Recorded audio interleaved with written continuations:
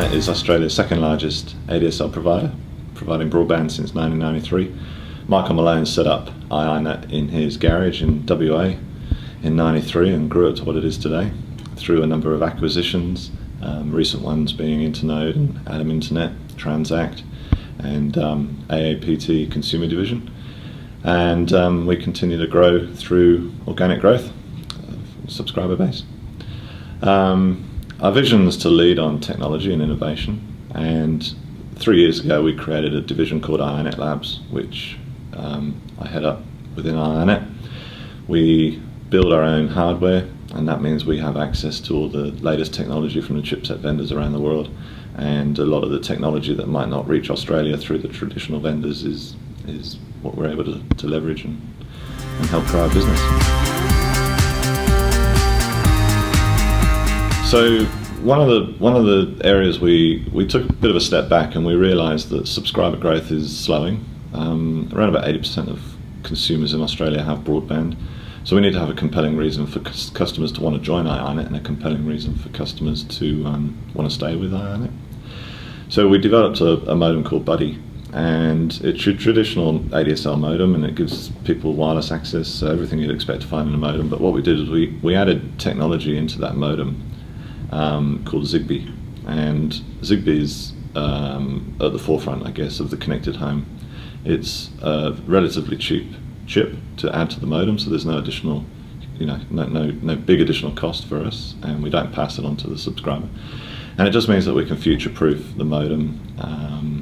It's a low-power chip, and it's going to be in loads of connected devices, from washing machines, dishwashers, refrigerators, garage door openers, and it's very secure as well.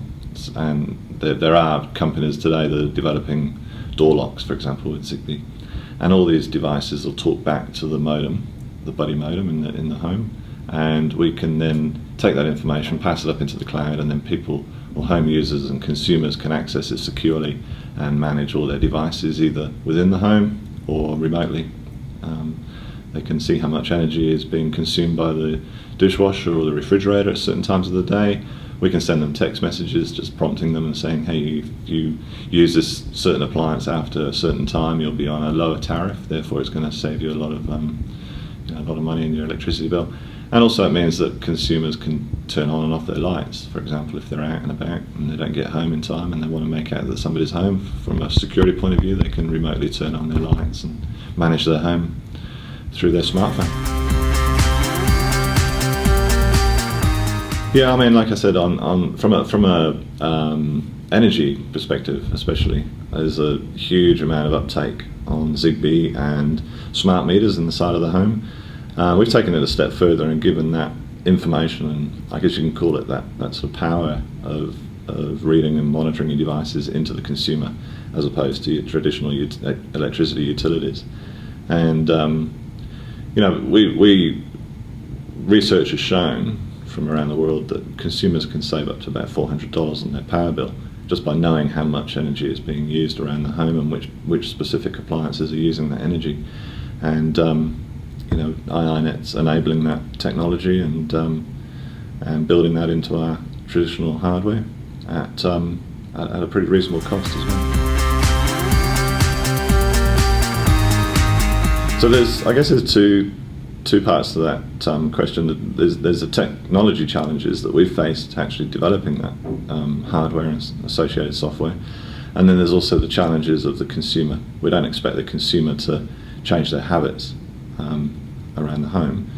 So the first challenge, we worked with CSIRO, and over the last 2 years we've developed a pretty robust software platform, cloud-based platform, and we've also worked with the chipset vendors such as Texas Instruments and Ember and various ODMs around the US and Taiwan, and integrated that technology into our hardware and into our modem, our traditional modem, and also the peripheral devices such as the wall plugs and things like that you would need to plug in your dishwasher, for example, so you can turn on and off and monitor how much electricity is being used. So there's the development challenges, the technology development challenges that we've overcome, and we've got a great team of people in-house now that's kind of taken over that specific development work. And then, like I said, the consumer challenge is we know that consumers won't change their habit. I guess what we're doing is we're just complementing what they already have and giving them the ability to either use a web page or a smartphone or an app if they've got access to a smartphone, and easily monitor how much energy is being used around the home and easily turn on and off devices remotely. There's bulbs, traditional bulbs that you can replace with Zigbee bulbs for a nominal cost, and that means you can turn on and off lights remotely, and you can actually conserve electricity through that form as well. So we're in a pretty good position from a development point of view. We haven't launched the solution just yet to the consumer. It'll be either before or just after Christmas. We've got about 250 people on a trial, and it's gone from an early trial of about 30 users all the way now through to about 250 users. And we're finding that it's not pervasive technology. It's a traditional modem that people need anyway to get onto ADSL. Just so happens that this modem has a Zigbee chip in there which is completely transparent to the end user. And as long as they've got the connected devices around the home, they simply press a button on the wall plug, for example, press a button on the back of the modem, and the two devices pair up to each other. It takes about 30 seconds. And then, as I say, if the user's got an app, they can just download our app from the App Store and load it onto their smartphone. And it's a very simple process. I mean, it's very intuitive. If they don't have a smartphone, then they can just simply use a web page and log into the portal through the web page and have complete control of all the different appliances around the home.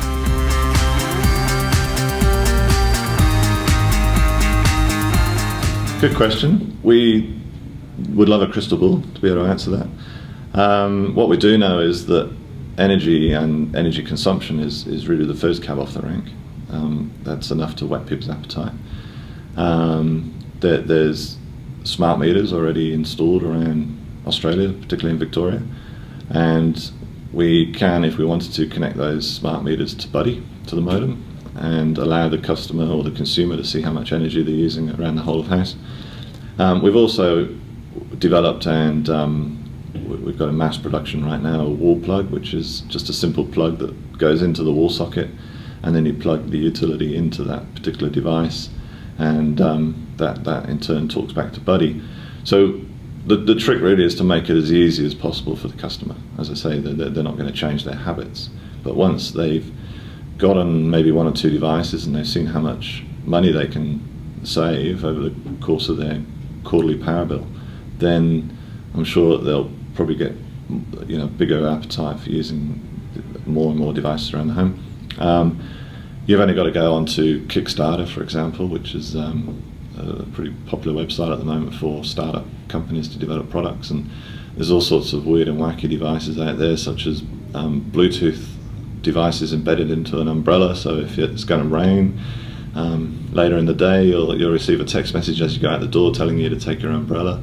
I mean, that's a pretty kind of way out example, but it just goes to show the sort of creativity that's out there that we're going to encourage. We're not going to develop everything. It's an open platform. We've got a security layer, obviously, for the homeowner's peace of mind, but pretty much any device and every device that's developed by all these creative whiz kids and geniuses out there can tap into Budii, and the consumers can take advantage of it.